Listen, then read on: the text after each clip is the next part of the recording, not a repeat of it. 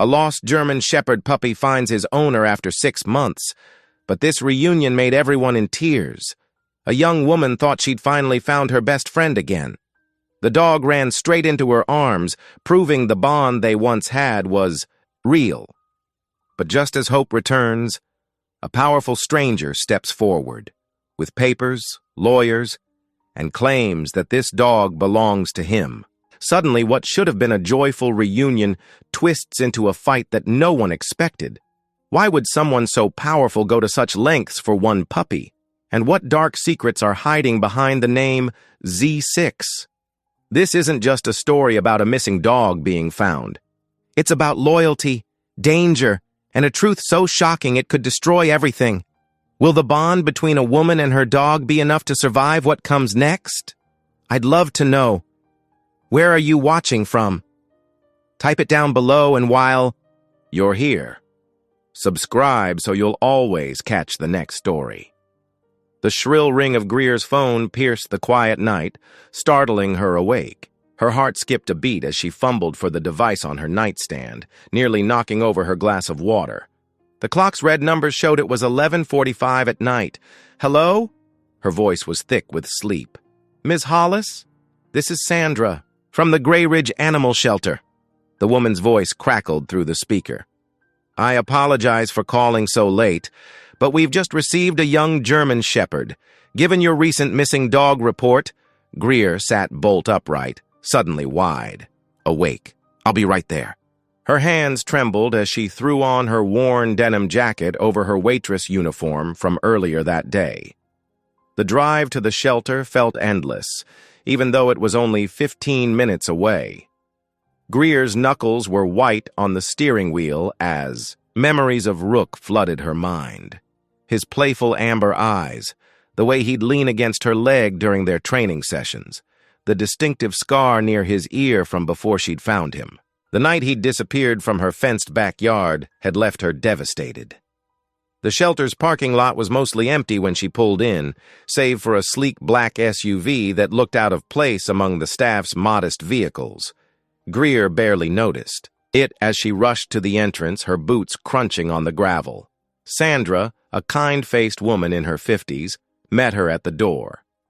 He's in the receiving area, she said, leading the way. He came in about an hour ago.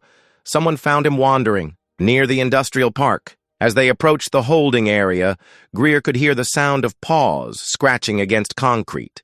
Her heart thundered in her chest. The moment Sandra opened the door, a black and tan blur launched forward. Rook! Greer cried out as the German Shepherd bounded straight into her arms, nearly knocking her over. His whole body wiggled with excitement as he whined and licked her face. She buried her fingers in his familiar fur, tears streaming down her cheeks as she found the small scar near his ear. Oh my God, it's really you. Sandra smiled warmly at the reunion. Well, that certainly seems to confirm your claim. Let me just get the paperwork started. The main door swung open with a bang, cutting her off.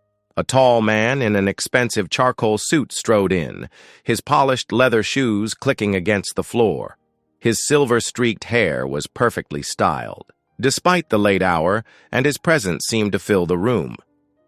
I believe you found my Zephyr, he announced, his voice smooth and authoritative. He pulled a folder from his leather briefcase.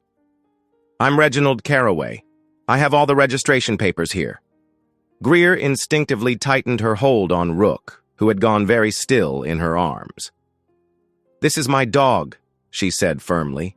His name is Rook. He was stolen from my yard 3 weeks ago. Carraway's lips curved into what might have been meant as a sympathetic smile, but it didn't reach his eyes. I understand the resemblance might be striking, but Zephyr is a champion show dog worth thousands of dollars. I've been searching for him for months. He handed the papers to Sandra, who began reviewing them with a troubled expression. These appear to be in order, Sandra said slowly. Registration, vaccination records, even DNA documentation. That's impossible, Greer protested. I've had Rook since he was a puppy. He responds to the search and rescue commands my father taught me. To prove her point, she gave a specific hand signal. Immediately, Rook sat at attention, eyes locked on her. Caraway waved this off. Basic obedience. Zephyr is highly trained. Sandra looked between them, clearly distressed. I'm sorry, but with competing claims, we have to follow protocol. The dog will need to remain here until this can be sorted out legally. She reached for a temporary ID tag. We'll list him as Z6 for now, pending the hearing. A hearing? Greer's voice cracked. But he's my dog. He knew me instantly.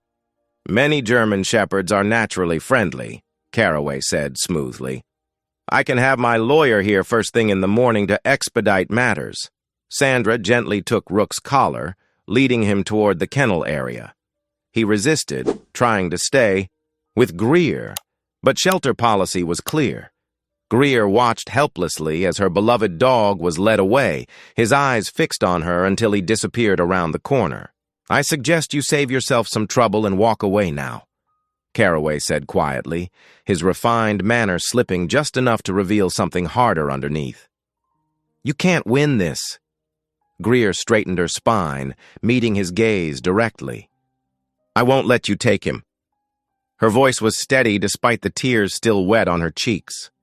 I don't care who you are or how much money you have. Rook belongs with me, and I'm going to prove it. She turned and walked out before he could respond, her steps quick but determined. In her car, she finally let out a shaky breath, gripping the steering wheel as fresh tears threatened to fall. But beneath the pain of being separated from Rook again, a fierce resolve was building. She'd lost him once through theft. She wouldn't lose him again to false papers and fancy lawyers. Her father had always said that the bond between a handler and their dog was something special, something that couldn't be faked with documents or bought with money. Looking back at the shelter building, where Rook was once again out of her reach, Greer made a silent promise. She would fight for him, no matter what it took. Something about Caraway's polished exterior and convenient paperwork felt wrong, and she was going to figure out why.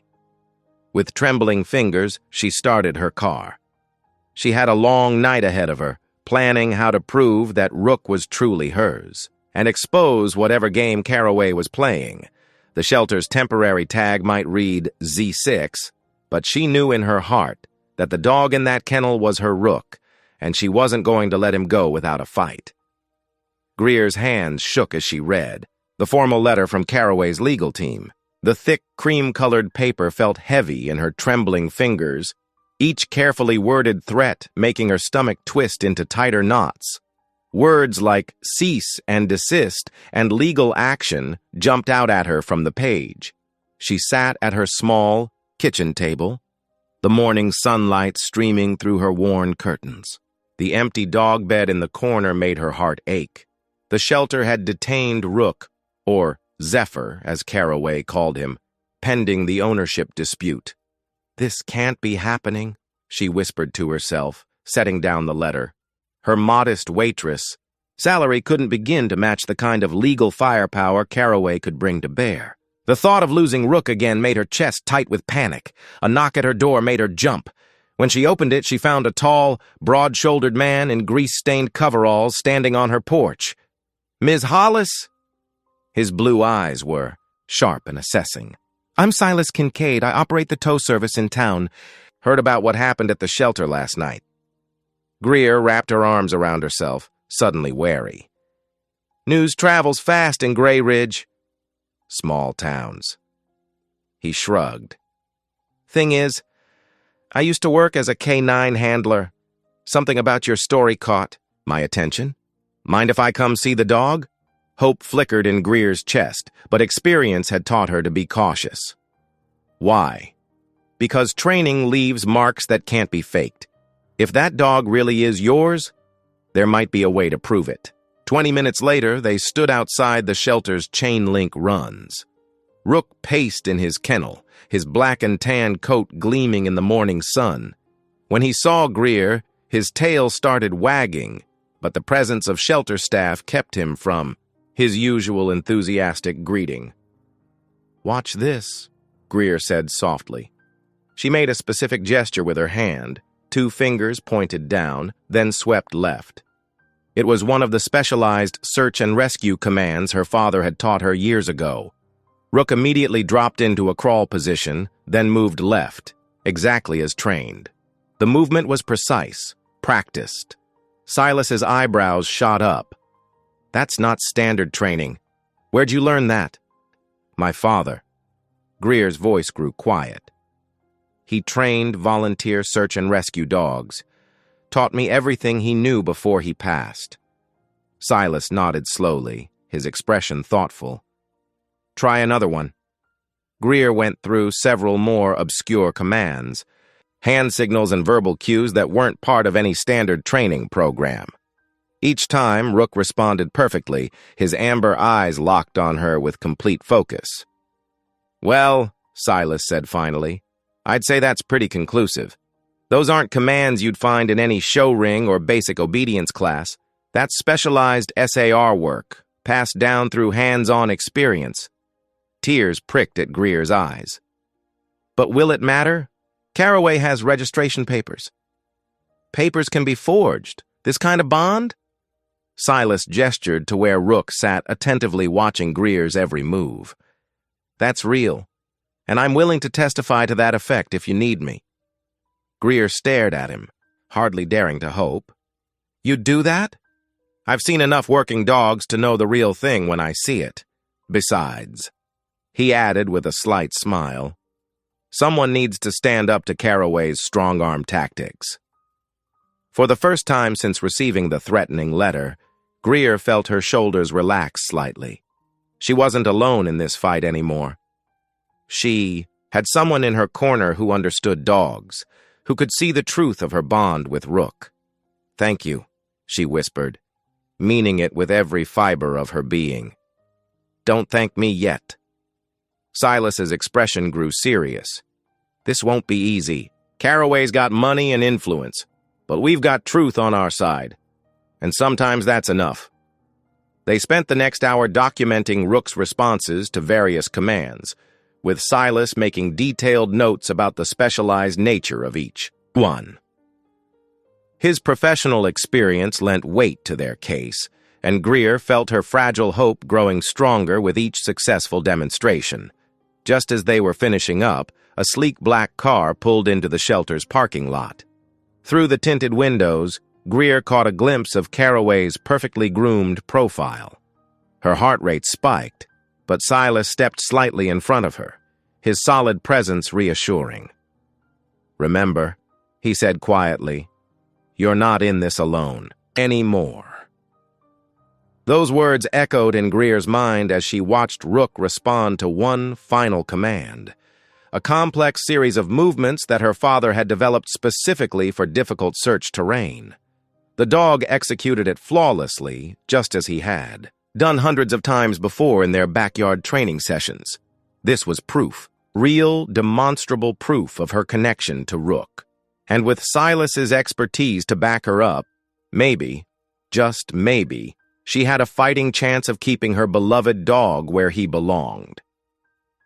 The morning sun cast long shadows across the linoleum floor of the Grey Ridge Animal Control Office as Greer stood before Darla Pennington's desk, her heart pounding. The animal control officer's neat bob haircut and crisp uniform projected an air of unwavering authority as she reviewed the cease and desist letter from Caraway's legal team. I'm sorry, Ms. Hollis, Darla said, her stern expression unchanging. But Mr. Caraway's documentation is quite thorough. Registration papers, vaccination records, even photos of the dog he claims is Zephyr. She tapped the stack of papers with a well-manicured finger. Until this ownership dispute is resolved, the dog must remain here in protective custody. Greer's voice trembled with frustration. But those papers could be faked. Rook is my dog. He recognized me instantly. Many German shepherds look similar, Darla replied, her tone maddeningly reasonable. And excited dogs often respond to friendly strangers. We have to go by official documentation. Through the window of Darla's office, Greer could see the kennel area where Rook paced in his run, his black and tan coat gleaming in the morning light. His amber eyes met hers, and he whined, pressing against the chain-link fence. "Can I at least visit him?" Greer asked, fighting back tears. Darla shook her head. "I'm afraid that's not possible while the case is pending. Mr. Carraway's lawyers were quite specific about restricting access." Greer's shoulders slumped in defeat as she left the office. In the parking lot, she found Silas waiting by his tow truck, his broad frame leaning against the driver's door. "No luck?" he asked quietly. "They won't even let me see him," Greer said, her voice cracking. "Carraway's lawyers have threatened legal action if I don't back down. How am I supposed to fight someone with that kind of money and influence?" Silas's blue eyes narrowed thoughtfully. "Something about this doesn't add up. Mind if I take a look at that collar they found him in?" Greer pulled the worn leather collar from her bag. Silas examined it carefully, his fingers tracing the stamped marking. "Z6, he muttered. "Seems like an odd way to mark a champion show dog's collar." "What do you mean?" "In my canine handling days, we'd sometimes see similar markings on dogs recovered from puppy mills or trafficking operations. Like inventory. Numbers?" He turned the collar over in his hands. "Plus, this is a working dog collar, not the kind of fancy gear you'd expect on a show champion." Hope flickered in Greer's chest. "So you think there's something suspicious going on?" "I think it's worth checking out. The freight yard where they found him. I know that area well from towing broken-down trucks. Lots of abandoned buildings, not much security." Silas handed the collar back to her.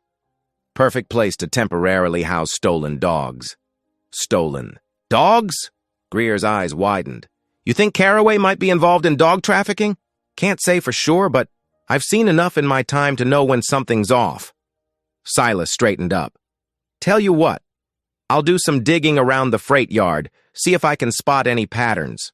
Someone had to be keeping Rook there before he escaped." That afternoon, while Silas investigated the freight yard, Greer pored over every scrap of information she could find about Carraway and his show dog operation. Her small kitchen table disappeared under printouts of newspaper articles and dog show results. A knock at her door startled her. Silas stood on her porch, his coveralls dusty from crawling around abandoned buildings. "Found something interesting," he said, stepping inside. "Fresh water bowls and dog food scattered in several of the empty warehouses. And this." He held up a scrap of paper, a shipping manifest with more Z numbers listed. "They're moving dogs. Through there," Greer breathed. "But why? How?" "My guess. They steal promising dogs, forge papers, and sell them as show prospects." Silas's expression was grim. "That Z6 on Rook's collar. I bet it's part of their tracking system." Greer felt sick to her stomach. "So this isn't just about Rook anymore. There could be other stolen dogs out there, other families missing their pets." "Exactly. Which means we need to be careful how we handle this." Silas laid out photos he'd taken of the warehouse evidence. "Carraway's got money and influence, if he really is behind this. He'll do whatever it takes to keep it quiet." Greer stared at the Z6 collar, her determination growing stronger. This wasn't just about getting Rook back anymore. It was about exposing whatever dark operation Carraway was running. She might be just a waitress, but with Silas's help, she was going to fight back. "So what's our next move?" she asked. "We document everything," Silas replied. "Build our case carefully, and most importantly, watch our backs. People willing to steal dogs won't think twice about threatening people who get in their way." The weight of what they were uncovering settled over them both. Through her kitchen window, Greer could see the sun setting over Grey Ridge, casting long shadows across her small backyard where Rook used to play. She touched the worn leather collar, running her finger over the damning Z6 stamp that had started them down this path. This fight had become bigger than just reclaiming her beloved dog. Something sinister was happening in their quiet town, and Greer was determined to expose the truth, no matter the cost. Silas's tow truck rumbled to a stop at the edge of Zone 6 in the Grey Ridge freight yards. The late afternoon sun cast long shadows between the stacked shipping containers, and the air smelled of diesel and rust. He switched off the engine and pulled out his notepad where he'd sketched a rough map of the yard's sections. Z6, he muttered, studying the matching characters on Rook's collar tag. His years as a K9 handler had taught him to trust his instincts, and something about this connection felt right. The area around him was eerily quiet for a working freight yard, especially this section tucked away from the main loading docks. Silas climbed down from his truck, boots crunching on gravel as he moved cautiously between the containers. His sharp, blue eyes caught details others might miss. Fresh tire tracks that didn't match standard freight vehicles, scattered bits of kibble near a container's door, and most telling, tufts of dog fur caught in the chain-link fence. He pulled out his phone and dialed Greer's number. She answered on the first ring. "I think I found something," he said quietly. "Can you meet me at Murphy's Diner in 20 minutes? At Murphy's, Greer sat across from Silas in a corner booth, her hands wrapped around a steaming coffee mug. Her auburn hair was pulled back in a hasty ponytail, dark circles under her eyes betraying sleepless nights worrying about Rook. "Zone 6, Silas explained, spreading out his notes. "It's the least supervised section of the freight yard. I found evidence of recent activity, the kind that doesn't match normal operations." Greer leaned forward, studying the rough sketches. "You think this connects to Rook's collar tag?" "More than that." Silas's weathered face was grim. "I've seen similar setups before back when I worked K9. It's got all the markers of a trafficking operation. The location? The security blind spots, even the timing of shipments." Greer's hands tightened around her mug. "Trafficking? You mean dogs. Valuable ones. Stolen and moved through here like cargo." Silas pulled out his phone, showing her photos he'd taken. "See these scratch marks inside the container? And these air holes drilled high up where they're hard to spot?" The realization hit Greer like a physical blow. "Caraway," she whispered. "His whole rescue operation, it's a front, isn't it? He's not saving dogs, he's stealing them." It would explain his wealth, his connections. Silas's voice was low and intense. Think about it. He takes stolen purebreds, creates fake papers, and sells them as rescued dogs to wealthy buyers. "The perfect laundering operation," Greer pushed back from the table, her mind racing. "That's why he's fighting so hard to keep Rook. It's not just about one dog. If this gets out, it could bring down his whole operation," Silas finished. They spent the next hour planning their next moves, knowing they'd need solid evidence to prove their suspicions. Greer's hand shook as she took notes, but her voice was steady. This wasn't just about getting Rook back anymore. Other dogs, other families had been victims of Caraway's scheme. The next morning, they brought their findings to Darla Pennington at Animal Control. The officer's office seemed smaller than usual as they laid out their evidence on her desk. Darla's expression remained skeptical as she examined the photos and notes. "This is circumstantial at best," she said, straightening her perfectly pressed uniform. "Mr. Caraway is a respected member of the community. These are serious accusations." "That's why we need your help," Greer pleaded. "You have access to records, connections with other shelters. There must be a pattern we can trace." Darla's stern expression softened slightly as she looked at the passion in Greer's eyes. "I can't act on suspicions alone, but—" She hesitated. "I can look into any unusual patterns in our intake records, quietly." As they left the Animal Control office, Greer felt a mix of frustration and hope. Silas placed a supportive hand on her shoulder. "We'll find more evidence," he assured her. "This is just the beginning." Greer nodded, her determination growing, stronger. The simple theft of her beloved Rook had led them to uncover something far darker.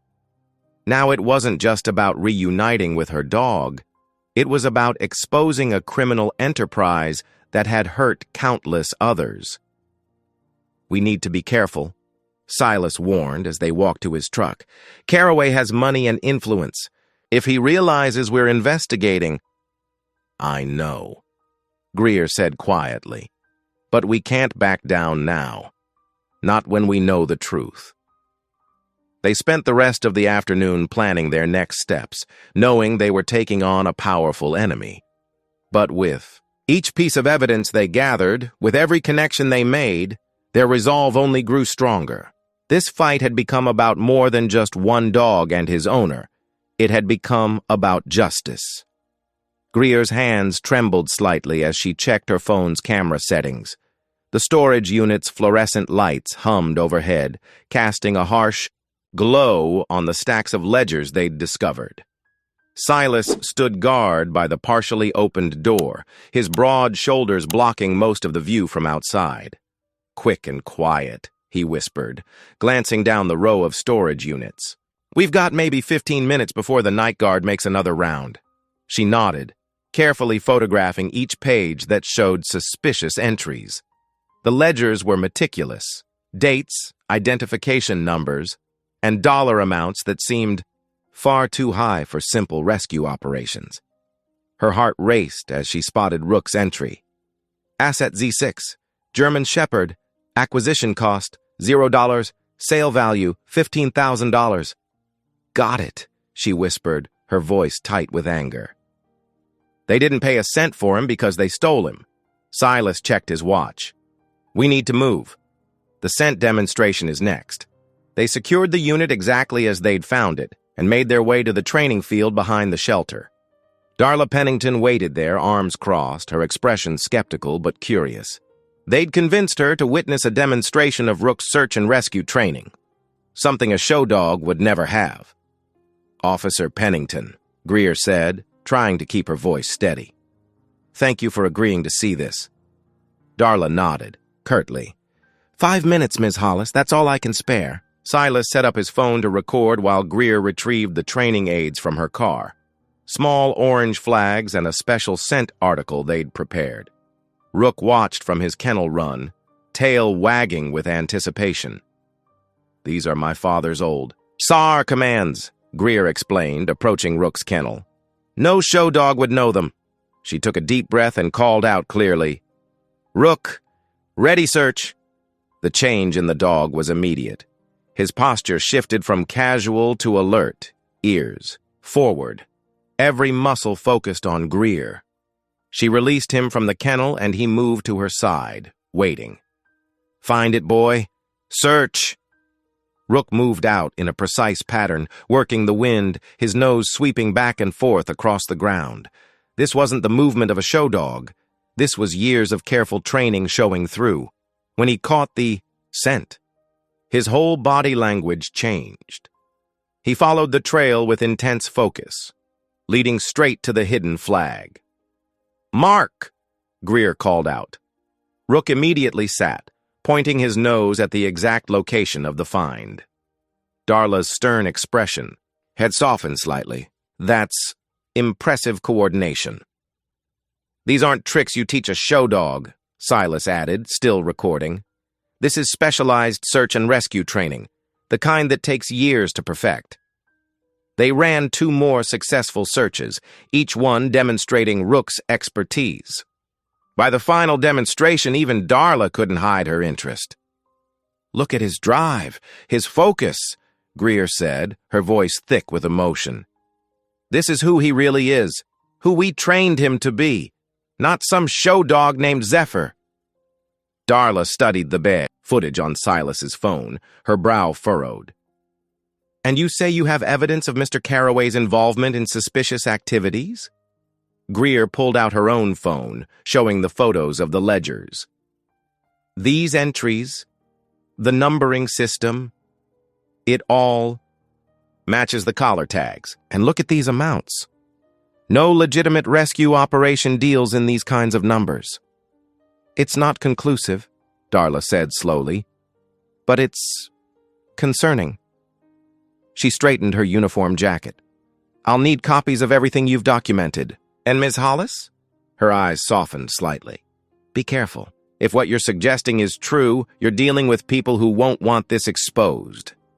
The warning sent a chill down Greer's spine, but watching Rook trot happily back to her side, she felt a surge of determination. They had momentum now. The evidence was building. Still, fear lingered in the back of her mind. Fear of Carraway's influence, fear of failure, fear of losing Rook again. "We'll keep gathering proof," Silas promised, placing a reassuring hand on Greer's shoulder. "Every piece makes our case stronger." Darla nodded, her professional mask back in place. "I'll review everything carefully. But until we have something concrete, the current hold order stands." She paused, then added more quietly, "Though I must admit that was some impressive work from your dog." As they watched Darla leave, Greer knelt beside Rook, scratching behind his ears. He leaned into her touch, and she could feel his solid warmth against her side. "Good boy," she whispered. "You showed them exactly who you are today." Today. Silas checked the footage one more time before pocketing his phone. "We're getting closer, Greer. Those ledgers, this demonstration, it's all adding up." "But will it be enough?" she asked, voicing the fear that wouldn't let go. "It has to be," he answered firmly, "because we're not giving up." The sun was setting over the shelter grounds, casting long shadows across the training field. Rook pressed closer to Greer's side, and she drew strength from his presence. They had proof of his true nature now, undeniable evidence of his search and rescue training. It was a start, a foundation to build on, and for the moment that had to be enough. The splintering crash jolted Greer awake at 3:15 in the morning. Her heart hammered as she bolted upright in bed, ears straining in the darkness. The sound had come from her front door. Holding her breath, she listened for footsteps but heard only silence. With trembling fingers, she dialed 911 and crept toward her bedroom doorway. The dispatcher's calm voice helped steady her as she described what she'd heard. 5 agonizing minutes later, police lights flooded her apartment complex's parking lot. When morning came, Greer stood in her doorway examining the damage. Deep cracks ran through the wood like lightning bolts, and splinters littered her welcome mat. Officer Chen wrote in his notepad while she explained about Carraway and the ongoing dispute over Rook. "This isn't random vandalism," she insisted, rapping, her arms around herself. "He's trying to scare me into backing down." "We'll increase patrols in the area," Officer Chen promised, but his expression suggested he couldn't do much without proof. Later that morning, Darla Pennington's crisp knock echoed through Greer's apartment. The animal control officer's face was stern as she stepped inside, taking in the damaged door. "Ms. Hollis, this has gone far enough," Darla said, her voice clipped. "I'm here to formally warn you about interference with official animal control matters." Greer's throat tightened. "Interference? I'm trying to save my dog from a criminal." "You may have no proof of criminal activity," Darla countered. "What we do have is documented harassment of shelter staff and unauthorized attempts to access restricted areas." She pulled out an official-looking form. "This is your written warning. Any further incidents will result in legal action." "What about Rook? Is he okay?" Darla's expression softened slightly. "The dog has been moved to our high-security kennel for his protection. No unauthorized visits." After Darla left, Greer sank onto her couch, fighting back tears. The thought of Rook alone in a concrete kennel made her chest ache. She was reaching for her phone to call Silas when a news alert caught her eye. Missing teen. Police seek information on Wyatt Lennox, last seen near Gray Ridge Auction Barn. The photo showed a lanky 16-year-old with dark, shaggy hair and a slight smile. According to the article, Wyatt had been missing for 48 hours. His bicycle was found abandoned near Carraway's auction facility. Greer's hands shook as she read further. The timing couldn't be coincidental. Had Wyatt seen something he shouldn't have?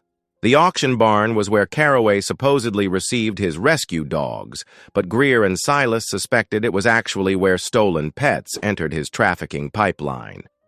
She immediately called Silas, who answered on the first ring. "Did you see the alert about the missing kid?" she asked without preamble. "Yeah," he replied grimly. "And get this, I did some digging. Wyatt's mom works at the convenience store near the freight yard. Kid probably rode his bike past that auction barn all the time. What if he spotted something? Some kind of evidence of what Caraway's really doing there?" "That's what I'm afraid of," Silas said. "This isn't just about dogs anymore, Greer. If Caraway's willing to hurt a teenager to keep his operation quiet..." "We have to do something," Greer insisted, pacing her living room. "Rook could track him. He's trained for search and rescue. But they've got him locked up tight now." "Slow down," Silas cautioned. "We need to be smart about this. If we're right about Caraway being involved in Wyatt's disappearance, one wrong move could put the kid in more danger." Greer pressed her forehead against her splintered door, mind racing. The stakes had risen far beyond what she'd imagined when she first recognized Rook at the shelter. This wasn't just about reuniting with her beloved dog anymore. A young life hung in the balance. "We need proof," she said finally. "Something concrete enough to convince Darla and the police, and we need it fast, before..." She couldn't finish. The sentence. "I'll start working my contacts at the freight yard," Silas promised. "You focus on staying safe. Caraway's shown he's willing to escalate." That door wasn't just a warning. It was a threat. After hanging up, Greer stared at Wyatt's photo on her phone. His smile reminded her of her younger brother at that age, all gangly limbs and infectious optimism. The thought of him scared and alone, possibly hurt, made her stomach churn. She looked at the splinters scattered across her floor, physical evidence of how far Caraway would go to protect his secrets. The fear was still there. A cold, knot in her chest, but something else burned alongside it now, determination. She had to find a way to expose Caraway's operation, not just for Rook, not just for herself, but for Wyatt Lennox and who knew how many other victims of Caraway's greed. Her eyes fell on the official warning from Darla. The animal control. Officer was doing her job, following procedures and paperwork. But what would she do when confronted with evidence that couldn't be ignored? Evidence that proved this case went far beyond missing pets? "Hold on, Wyatt," Greer whispered to the empty room. "We're going to find you. Somehow." The morning sun slanted through her windows, highlighting the damage to her door, a stark reminder that time was running out. For Rook, for Wyatt, and for justice itself. The early morning sun cast long shadows across the shelter's parking lot as Greer pulled into an empty space. Her hands trembled slightly on the steering wheel. She hadn't slept well since the break-in at her apartment 2 nights ago. But what she was about to do couldn't wait. Through careful planning with Silas, they'd arranged this moment perfectly. Darla always took her coffee break at 7:30 sharp, leaving the holding area supervised by only a junior officer who owed Silas a favor. Greer clutched a worn backpack in her arms, one they'd found discarded near Zone 6 of the freight yard during their investigation. The junior officer nodded as she entered, pretending to be absorbed in his phone. Greer's footsteps echoed down the concrete hallway as she approached Rook's new high-security kennel. Her heart ached when she saw him. He'd lost weight in the past week, his black and tan coat having lost some of its shine. "Hey, buddy," she whispered, kneeling by the chain-link door. Rook's amber eyes lit up, his tail wagging furiously as he pressed against the fence between them. "I need your help, Rook. Remember what Dad taught us? Find them, save them." Greer unzipped the backpack and held it close to the kennel. Rook's nose twitched immediately, his entire demeanor changing as he caught the scent. The transformation was incredible, his posture straightened, ears forward, every muscle suddenly alert. This was the working dog she knew, the one trained, for search and rescue since puppyhood. "What have you got, boy?" she murmured, watching his reaction carefully. Rook's excitement was unmistakable, but there was something else. Urgency in his movements as he paced the kennel, whining softly. A sharp intake of breath behind her made Greer whirl around. Darla Pennington stood in the doorway, coffee cup, frozen halfway to her lips, staring at the scene before her. "What are you doing here?" Darla demanded, though her voice lacked its usual steel. "This area is restricted—" "Watch him," Greer interrupted, holding up the backpack. "This belonged to Wyatt Lennox. Just watch Rook's reaction." Something in Greer's tone must have reached through Darla's professional skepticism. The animal control officer stepped closer, her brow furrowed as Greer again presented the backpack. To Rook. The dog's response was even more dramatic this time. He surged toward the kennel door, his whole body vibrating with purpose, letting out the distinct bark Greer's father had trained him to use when finding a scent trail. "That's his alert signal," Greer explained quickly. "Dad taught all his search. Dogs the same pattern. 3 sharp barks means they've got something. Rook knows this scent, Officer Pennington. He knows Wyatt." Darla's face had gone pale. "How did you get that backpack?" "We found it thrown behind a dumpster at the freight yard.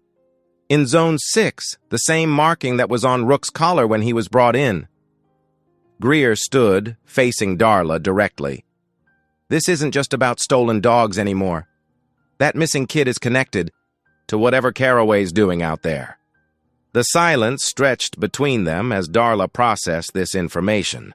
Behind them, Rook continued his urgent pacing, nose working overtime as he tracked the scent even through the confines of his kennel. Finally, Darla spoke, her voice tight. "Show me. Show me."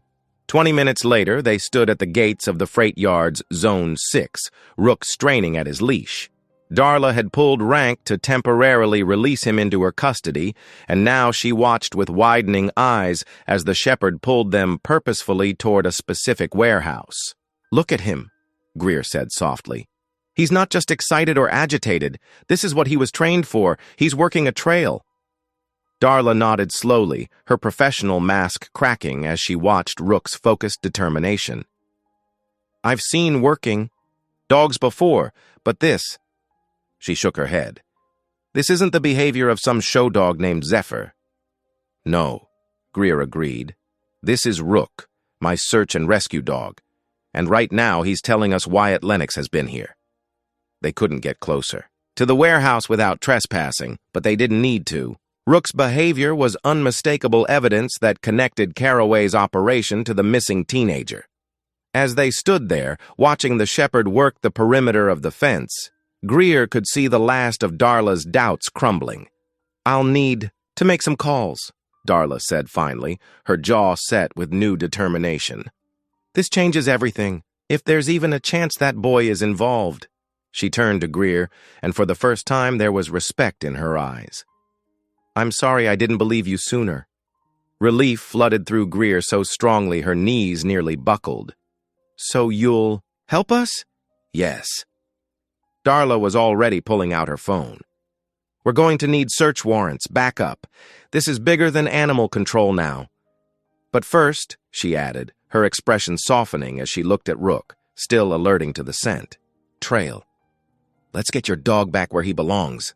Thunder rumbled across the dark sky as 4 figures crouched behind a weathered pickup truck near Caraway's auction barn.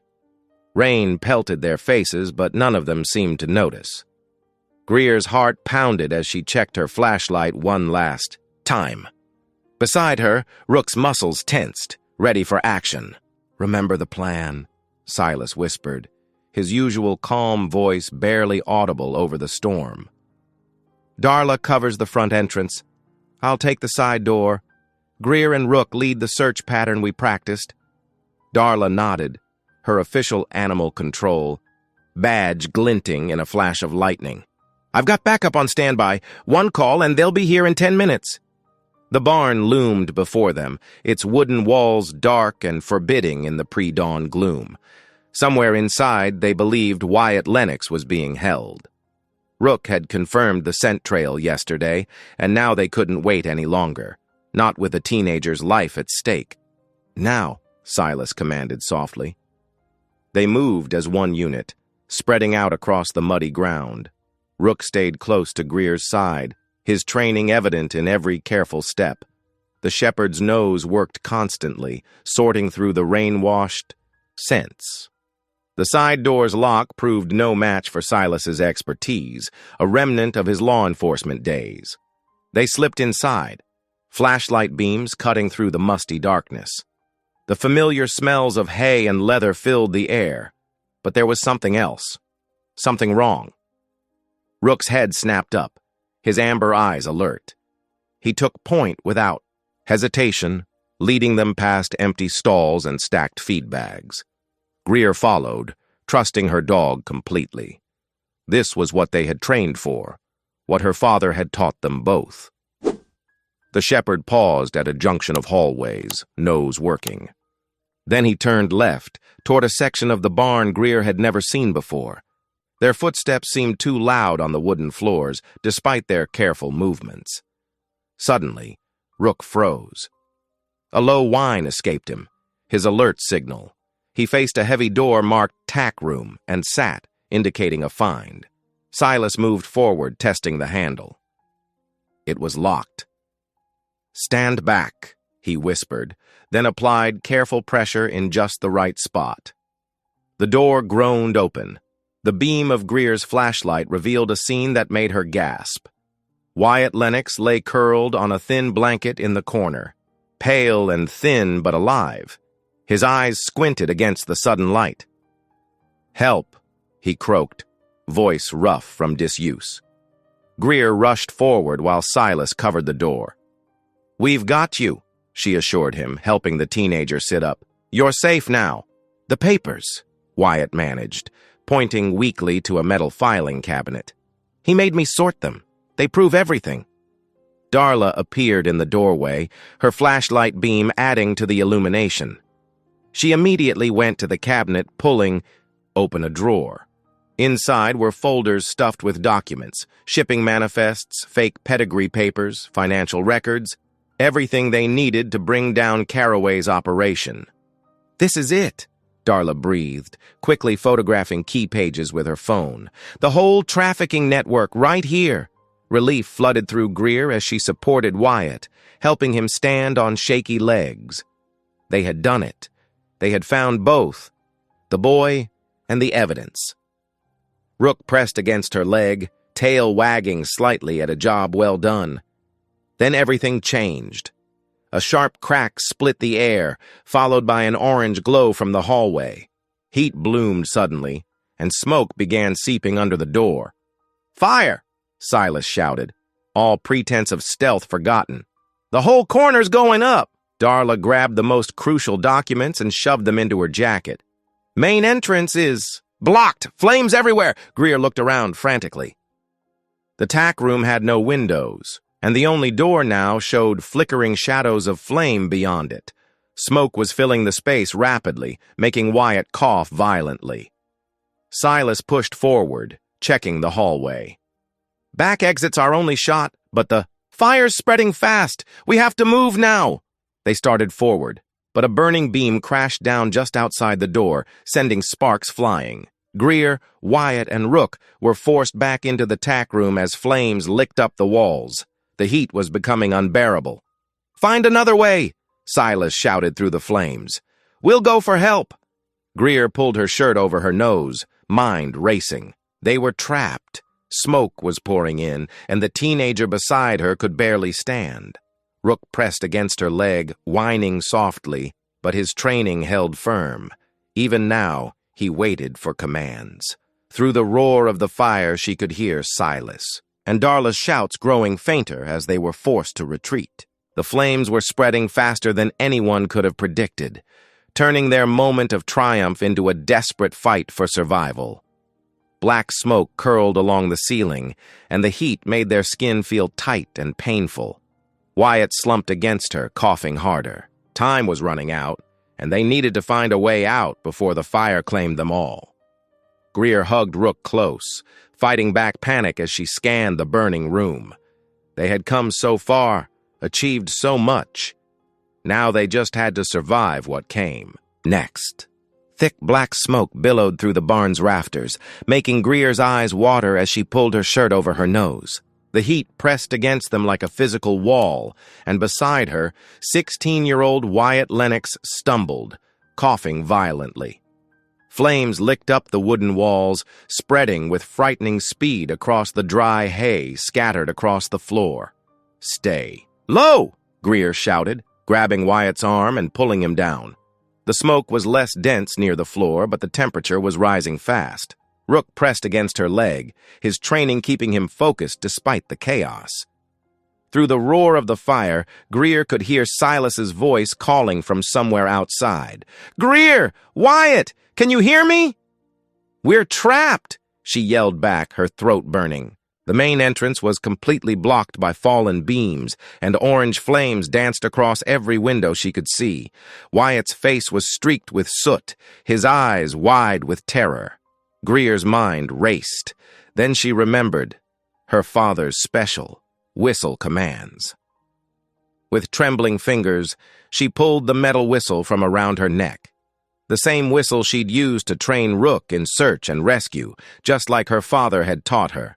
She blew 3 sharp blasts, the signal for find and exit. Rook's ears perked up immediately, and he began moving with purpose, nose working the air currents. Even in this inferno, his training held true. "Follow him!" Greer urged Wyatt, keeping one hand on the boy's shoulder as they crawled after the shepherd. The smoke was getting thicker, making every breath a struggle. Above them, the roof timbers groaned ominously. Rook led them to the far corner of the barn, where he began pawing at what looked like a maintenance hatch in the floor. Hope surged through Greer's chest. It might lead to the old drainage system her father had once mentioned. A tremendous crash made them all jump as part of the roof caved in behind them, sending sparks and burning debris raining down.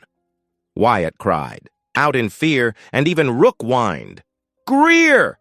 Silas's voice was closer now, urgent and determined. "Stand back from the wall!" She barely had time to pull Wyatt and Rook away before the wall in front of them exploded inward.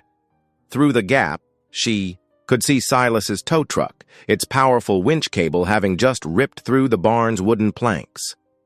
"Come on!" Silas shouted, reaching through the opening. Greer pushed Wyatt forward first, helping the weakened teenager scramble through. Rook leaped out next, and then Silas's strong hands were grabbing her arms, yanking her to safety just as another section of the roof collapsed with a deafening roar. They stumbled away from the barn, coughing and gasping in the rain-soaked night air. Darla was there too, speaking rapidly into her radio, calling for fire trucks and backup. Through the chaos, movement caught Greer's eye. A familiar figure running toward a black SUV parked behind the barn.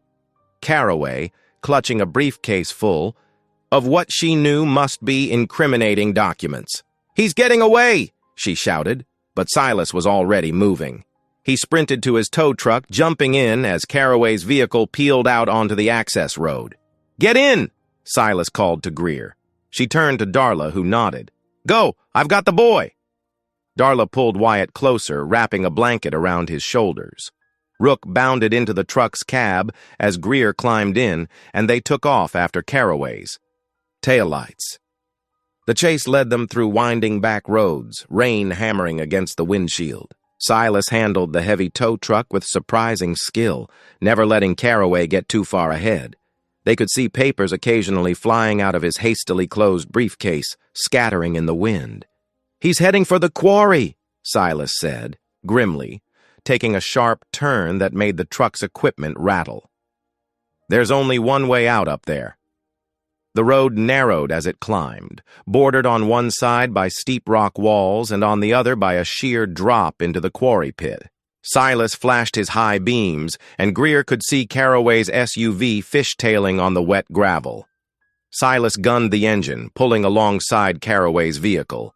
The dog trafficker swerved, trying to force them toward the edge, but Silas held steady.